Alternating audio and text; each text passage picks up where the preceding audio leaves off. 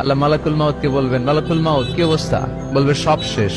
মাইয়াপ্পা, কে বাকি? মালাকুল মাউত বলবে জিনেরা বাকি, যাদেরকে দেখা যায় না। আল্লাহ বলবেন জিনদেরকেও শেষ করে ফেলো, রুহু কবজ করো। মালাকুল মাউত আজরাইল জিনদের রুহু কবজ করবে। আল্লাহ এবার জিজ্ঞেস করবে, ইয়া মালাকাল মাউত আখবিরনি মাইয়াপ্পা, এবার বলো আর কে বাকি? মালাকুল মাউত বলবে, আল্লাহ মানুষগুলো সব শেষ, জিনগুলাও শেষ, এবার বাকি ইবলিশ শয়তান। কে বাকি?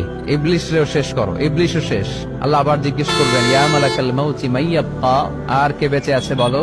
মালাকুল মাউত বলবে, আল্লাহ আপনার কথা অনুযায়ী পৃথিবীর সব মানুষের রূহ কবজ করলাম, সব জিনদের রূহ কবজ করলাম, ইবলিসের রূহ কবজ করলাম, এখন আছে শুধু ফেরেশতা। আছে কারা? যাও ফেরেশতাদের রূহ কবজ করো। ফেরেশতাদের রূহ কবজ হয়ে যাবে। এবার আল্লাহ জিজ্ঞেস করবেন, ইয়া মালাকাল মাউত আখবিরনি মাইয়াব্বা।